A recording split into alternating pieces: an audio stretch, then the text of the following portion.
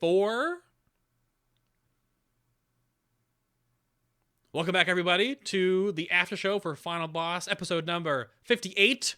Happy Halloween, happy Hallows End, happy the harrowing, all that good crazy stuff. There they are. Vykina, Kytkis, you good? Hello? Hello? Hello? Hello? Hello? Hello.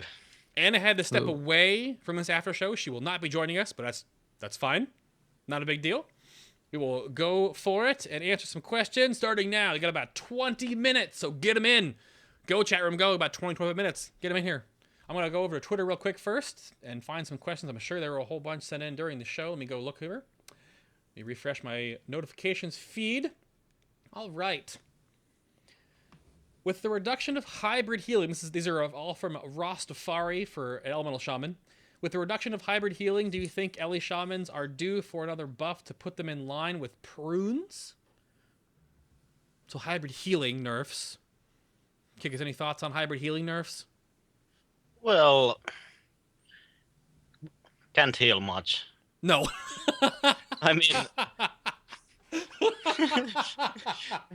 mean, healing tide used to be awesome, and yes. guidance was awesome, and now it's pretty much all gone. I mean, now if you want to use them as cooldowns, you need like 4 hybrids to cover 1 real cooldown. Right, you do, exactly. So, I mean, and we lost basically all our utility. I mean, well, besides Tremor, which you have to precast before Fear, and Windwall. Yeah, that's a weird one. We just recently did 25 heroics, or we did all the old content. We're finishing up Throne of Thunder again. We're just looking at new mechanics. We're actually like only auto-attacking to kill the bosses because our DPS is so high. Just to see new mechanics before we go into Warlords.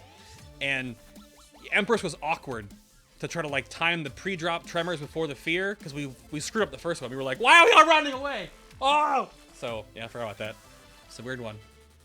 Good times. There's a Nitro boot change here coming in from chat. How do you feel about the Nitro boot change into speed? Oh yeah, they nerfed the crap out of Nitro boot speed. And it shows a cooldown with potions, as well as the glider combat change. Does that affect either of you, or either of you engineers? Yes, I am. Oh, Well, I'm personally an engineer on all 14 of my characters. Oh my god! To me, it's a pretty devastating change. But I guess it's necessary. I mean, otherwise, why would you not go engineering? You know, if True. none of the professions give agreed with anything, that. then engineering is completely mandatory. But True. I will miss doing some sick moves with the glider, to be honest. Some sick moves. You're right though. Yeah. And the Formula One car with paladins, where you can mix the nitro light and and nitro. what is it, speed of light, Yeah. and you just take off, go to the moon. Yep. I'm coming in. Yep. Yeah, that's how it is. You still have Blink. Yeah, It's true. It's true. Yeah. So Penclick brings up Amp Magic. Now, I didn't bring that up in the show at all on purpose because I think that I also didn't bring up Aspect of the Fox either because that could have been a huge thing. I mean, Amp Magic is good, right? It's fine. Is it good? Powerful, Vykina? Yeah. it's okay. So, Aspect of the Fox. I mean- pretty good. Oh, go ahead. Keep going. It's okay. I don't know, like the Amplify Magic is kind of okay. I don't really think it's game breaking or anything, but it's kind of nice. I mean, all it kind of is in our guild, you know, Old or Zalia is gonna basically shout on TS, I'm using my cooldown, so then I have to use my cooldown as well. So I don't think it's anything special, but it's something. Yeah. And I guess mages could do with something towards the red, I guess. Right. But I don't know whether it's the right something. That's the only thing. I mean, the thing about a flat bonus increase, percentage heat increase to healing received for a short duration, I think is good. But I think what will happen is we might see that percentage get slowly turned down over the course of the expansion as healing gets stronger anyway. I'm sure it's at a certain point right now where it's a buffer to help you get through certain phases of fights. But if they leave it at the same percentage, eventually it'll be like you can over heal things. So I'm sure they'll tune it. Yeah. I'm sure they'll tune it. I mean, it's already been tuned. It used to be, was it 12%? Now it's 10%. 10% now, yeah. Yeah, I mean, it was. Mm-hmm, it's true. And I didn't bring up Axe with the Fox. I mean, from either of your perspectives, do you guys foresee you guys like stacking hunters for Axe with the Fox stacking? nope. I don't know. Not really. It's an again. I kind of see it the same as Amplify Magic. It's an Right. okay cooldown, but I think it's a little bit clunky, and you kind of need to be tracking it as well, somewhat. I don't know. I think it's kind of okay, but it's nothing that you're gonna want to bring extra hunters for. It's just kind of. I think, to be honest, it's more helpful for healers than I was anything about to say that exactly. on Exactly. certain mechanics. Yep. Since that they got so much of their output that isn't instant anymore. So Yep. Agreed completely. That's what I'm about to say. I think Axe with the Fox is a healer external cooldown, not a DPS cooldown. In that way, I think it affects healers more. Exactly. Especially on like mostly. on Imperator, there's so much moving because of all the knockbacks and stuff. Like, and you need to heal during those phases. We used Fox on that a lot. So like, there are certain fights where that really matters for healing. But yep. yeah. Let's see. The Tremor nerf in 8, I think, was a PvP nerf, quite honestly. Huge PvP nerf that affected PvE shamans. No way to fix it either way. I mean, being feared and still pooping out a totem that nullifies the fear is a little overpowered for PvP. I think for PvE, it's a reactive thing. You know, you have to obviously react to it. You could no. Well, it's not that big deal for PvE. Obviously, Right. there are many fears, and usually they are on a timer. So, yeah, it's obvious PvP nerf. I don't play it PvP anymore, but good luck for you guys.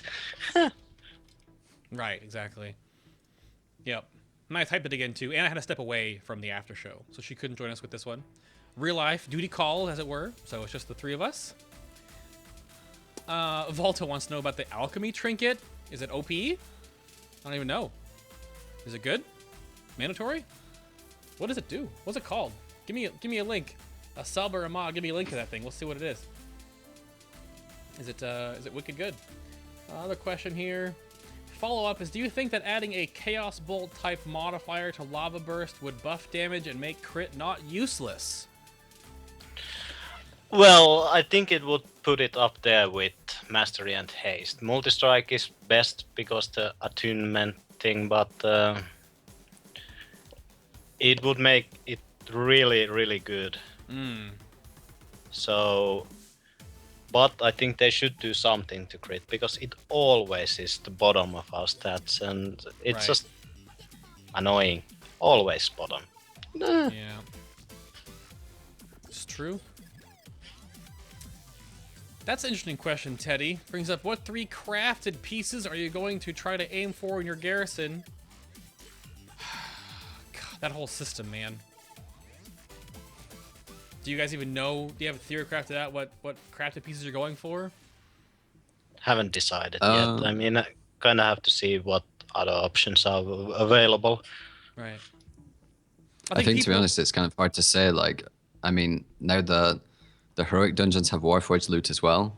It's kind of maybe it's just sort of at the time, like what pieces did I manage to gather, and then what pieces can I craft, is best and it's going to give me the most stats. Because obviously, maybe if you've got, say, a Warforged chest from a heroic dungeon, then maybe it's not really worth crafting a heroic tailoring chest versus, say, like legs or something.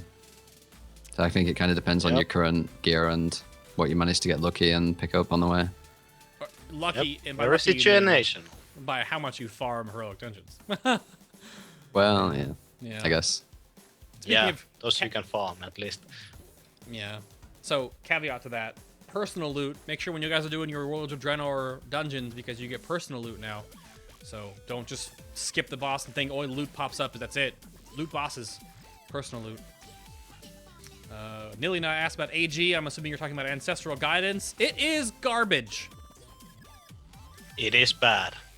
It's only good for soloing and maybe good for arenas and some PvP, but it's actual terrible in raids.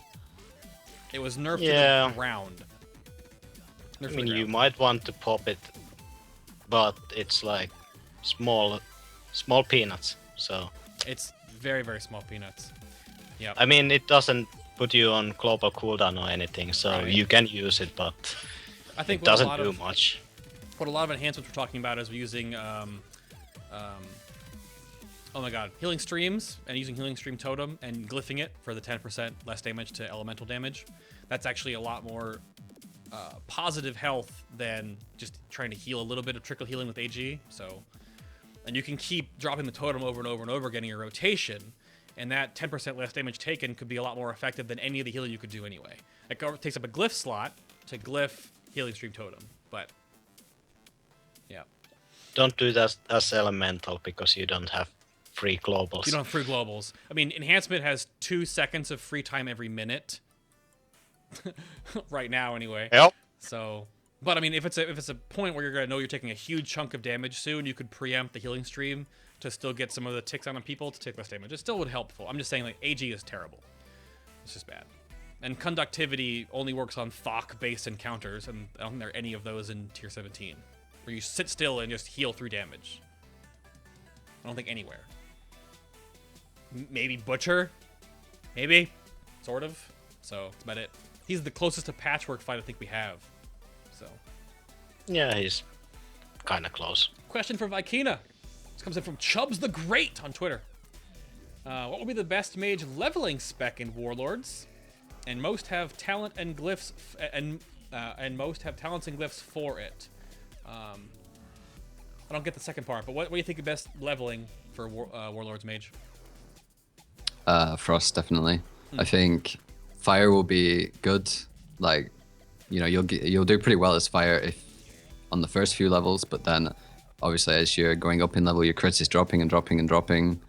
And I think arcane is too much of a sort of standing around, long casting sort of thing. I think frost has pretty much always been the go-to spec for leveling, but now it'll be even more so, especially if it's still in the state it's in now. Right. Sure. And then I think he sort of means like what talents and glyphs. It's pretty much what would you take? anything that's going to make your leveling process much faster. So obviously you'll want to do anything that gives damage, and then the mobility stuff. So you want to take like blazing speed. Yeah. I mean, we don't have too much interesting stuff in terms of that stuff, but it's pretty straightforward with what you're going to do, to be honest. But yeah, frost for leveling for sure. I was going to bring up a side note for leveling as well. As far as you guys, same vein with what I'm thinking is that before you level in Warlord, you should regem all of your stuff to raw stats like agility, int, or strength, because your secondaries are going to get nerfed to the ground after you start leveling up to 100, and your flat stat, your agility, strength, and intellect will benefit you the greatest on leveling, right? Sort of a good PSA, people? Yeah, so pretty much. Yeah, sounds about right. Yeah. People ask me about that sometimes too. I guess like, it kind of depends on which spec though. Yeah, but you think so? I guess more or less, you know, kind of universally, it's going to be like that. But I don't think it's going to make a giant difference. No. As elemental, you might want to keep the mastery for a while because the damage is so well.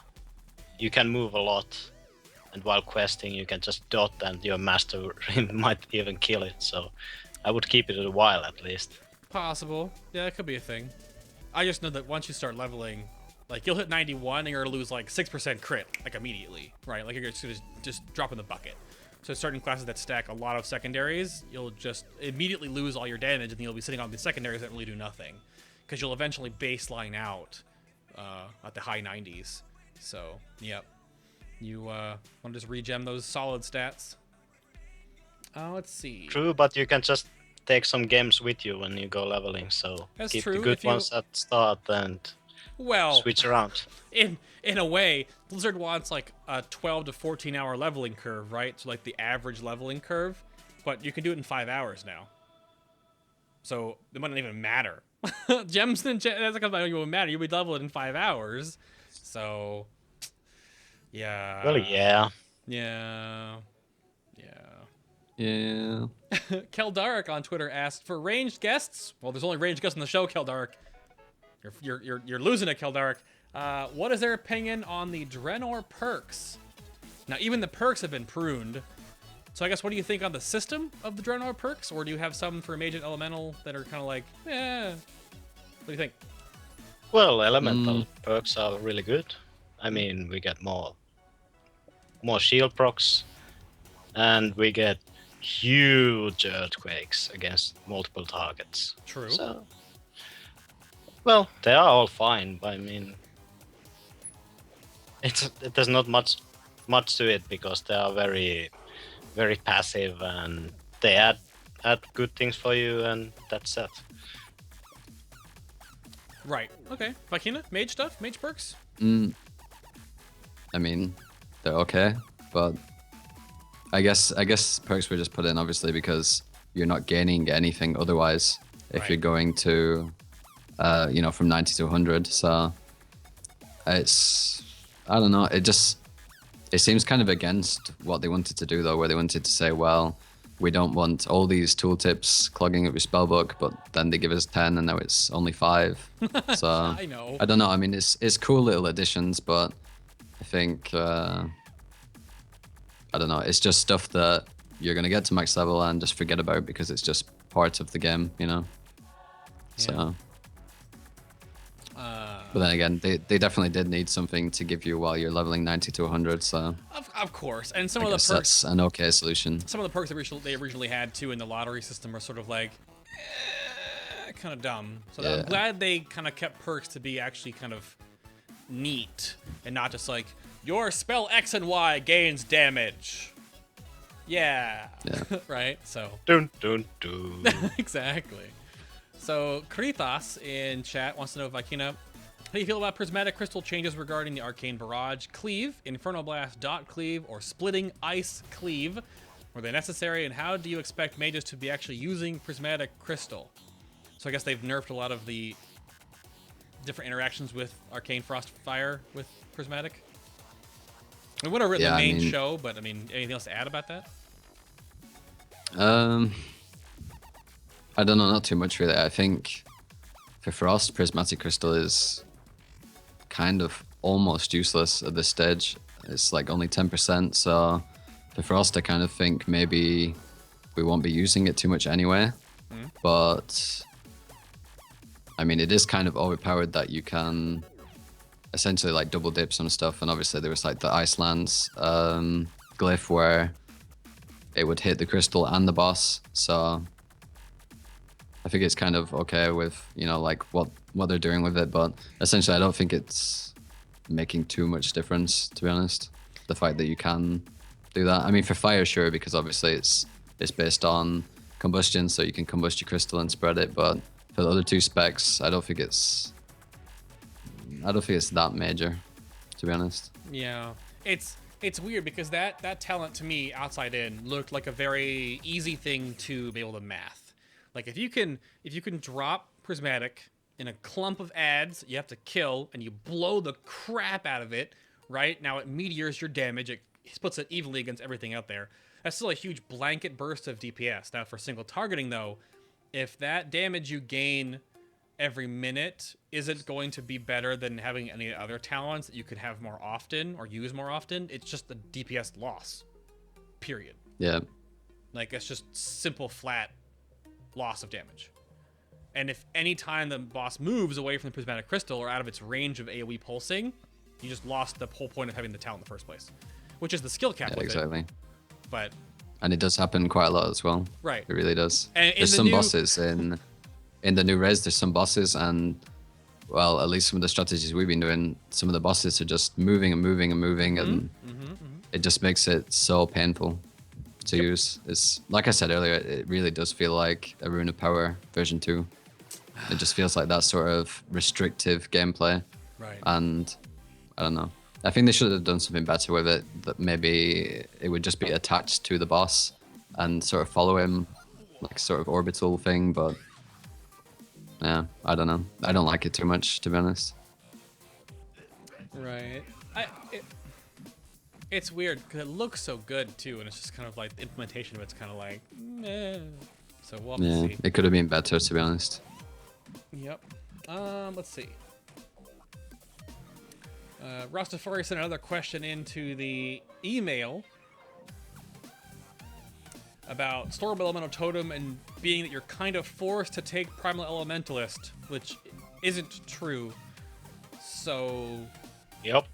Primal Elementalist tooltip is lying to you. Storm Elemental does not gain any damage from Primal Elementalist. It only gains the knock-up, the movement speed aura. That's it. Right? Am I forgetting something? Kytkis, that's Yeah, it, right? that is it, and Yeah. they are a bit beneficial, but Sure. it's not mandatory. Nope. I thought that too. The way the talent reads is that it increases the effectiveness of your totems by 80, your fire, earth, and air totems by 80%. It's a misleading tooltip that I've submitted, I think, a couple times on the beta, saying that you should split this tooltip apart. Because Storm Elemental literally gains 0 damage from having Primal Elemental, so it gains none. Nothing. It just gains the new look, and the knock-up, and the movement speed aura around it. That's it. So, you can take Storm Elemental. If you take Storm Elemental and don't take Primal Elemental, Storm Elemental out DPS is Fire Elemental. If you take Primal Elementalist, Primal Elemental Fire beats out Storm Elemental. Yep. Which is still a weird talent choice. Let's see. We have a question for mages. Are you finding unstable magic fun to use or even worthwhile? I find it removes so much depth from being a mage rotation. Not sure if I could handle actually raiding in Mythic with the rotation being so simple and boring. Well, it definitely takes so much away from the rotation. If you take fire, for example, if you don't play with, Living Bomb or Blast Wave, then you have, it's just unstable magic is just a passive, so you're instantly losing out on the button to press. And fire already doesn't have much. I mean, you've got Fireball, Inferno Blast, and Pyro, and then obviously Combust, but you're only pressing that every now and then, so Right. it's kind of the same for Frost as well. If you don't take it, all the specs are kind of free buttons if you don't, if you take unstable magic. But with the recent buffs, unstable magic is looking like a pretty good option, and it's already the best option for some of the specs. So it could be looking like you will be taking it quite a bit, to be honest. Because now unstable magic is basically just like your old Netherwind set, right? Like it just makes your spell like proc itself again, sort of. It's just like a multi-strike sort of thing. Yeah. That's the easiest way to explain it, really. Right. So that makes me ask too. So your spell you cast, Frostbolt, it can proc a multi-strike for 2 versions of itself for 30% damage. And it can also proc how does that work? How does it differentiate the proc? Because I know multi-strikes can't proc talents, and talents can't proc multi-strikes, right? But could you theoretically throw out a Frostbolt and it hits 4 times? How does that... I'm not really sure how that interacts with unstable magic, to be honest. As far as I'm aware, I think it's separate from multi-strike as far as I know. So obviously you cast your main nuke spell, and then it's just there is this much chance to proc it on the boss, and it does kind of an AoE splash effect as well, sort of thing. And I'm pretty sure it can multi-strike, but you think the I haven't really tested it enough on beta. Because if the unstable magic could multi-strike, that means it would multi-strike the additional damage, then it goes to 30%, and then it also AoEs. What? No, I don't think it does. Right, exactly. I'm pretty certain it doesn't. I would imagine the unstable magic can only work off of the spell itself, but not off multi-strikes, or have any interaction with multi-strikes. I'd have to, get a confirmed deny on that. That's a whole lot of stuff happening. Yeah. Yeah. But, I mean, back to pretty much the original point. It is, if you take that talent, it's so boring. The specs they really lose sort of an aspect of depth to it. Yeah. Because obviously you're losing a button, so. Yeah, you do. It becomes a passive. Yeah. Yep. Mage question again. Alter Time or Ice Barrier? Ice Barrier. Easy choice. Yeah. Like for me, that talent row, there's no choices. It's just Ice Barrier, and I think we were talking about it yesterday as well. I'm really sad that they removed Temporal Shield because that was, in my opinion, it was a really, really nice talent. Maybe it was a bit too strong and could have done with some rebalancing, but in my opinion, it was a really nice talent. And now on that row, I don't really think there's any choice at all. Flame Glow is kind of, again, the lazy passive talent that maybe it's best on a fight with, you know, continuous AoE damage, but you don't really see that very often. Right. And the whole reason behind Ice Bearer is it's just, you know, you as a player yourself, you know when damage is incoming, so you can just pop an Ice Barrier and make things a bit easier for yourself. And Alter Time is just so long cooldown, so situational. Maybe you can use it to cheese a few mechanics, but other than that, I mean, I don't know. It's pretty clear that you're going to take Ice Barrier, to be honest. Yeah, it's guaranteed mitigation too, and as from your mindset, if you can guarantee yourself to mitigate damage, that's a lot better than like trying to game a mechanic that you can avoid the damage, and then it's blah, blah. Yeah. It's a little blah, blah, blah, blah. Let's see what else we got here. Checking the Twitter, checking the email. Chat room got anything? Let's see. Another question about Mages. What do you think about the Frost Tier 17 2-piece and 4-piece focusing on Ice Lance? It's okay. I mean, it kind of reduces a bit of RNG. Like sometimes on beta, you'd open and you pull up your crystal and you're just waiting for procs and nothing's happening for whatever reason because you're getting really unlucky. So it's kind of nice that it eliminates a little bit of RNG, but I don't really think it's anything amazing. And it did get nerfed as well. Originally, you just got infinite Ice Lances from it, so every GCD would be Ice Lance. But now I think they changed it so it's only every 2 seconds or something, so you only get half the amount of Ice Lances that you normally would. But it's okay. And the other one was just increasing Frostbolt haste and damage, I think, and that's just, I don't know, it's just something that happens you don't really care about, so I think it's a little bit boring, but then again, I don't really think that tier bonuses should be interesting and they shouldn't be what your class is balanced around. There are weird There should just be some iterations. cool extra. Yeah, there are weird iterations where they give you really interesting talent choices. Like, Moose on the Loose asked about how the 4 set right now for enhancement becomes baseline with the resetting additive effect on Lava Lash.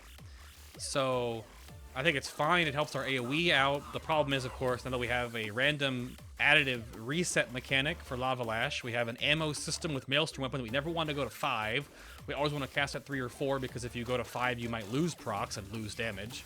And then we also have a incredibly spammy-oriented, like sub 4-second GC cooldown on Fire Nova, which is also an additive single target bonus with enough ads. So we have all these things that could, like, we have to prioritize. We actually have to cut buttons from our rotation as enhancement. We stop hitting Frost Shock. We just have to, we can't hit it. And there's no point hitting in Chain Lightning in certain instances because you can't hit it. So it's fine. I guess lots to pay attention to. It's super whack-a-mole, honestly. That's why I call my Rat Pally baby hands, because it's just like I hit the buttons in order and it's so fun. Nothing can jump up at me and go like, you got 3 things to hit right now. What's the best one? So yeah.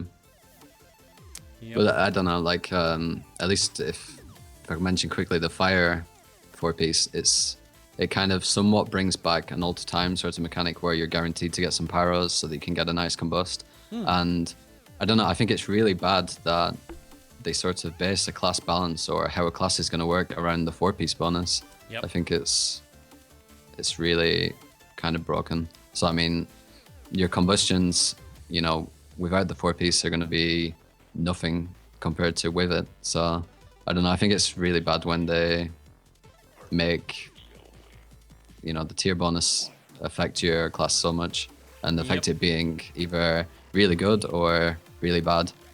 And then you have to beg your guild, please give me these tier tokens in Heroic Week. And then everyone's like, yeah, okay, then I guess you can have it. It's that sort of deal. It is weird. And then one last question before we get out of here.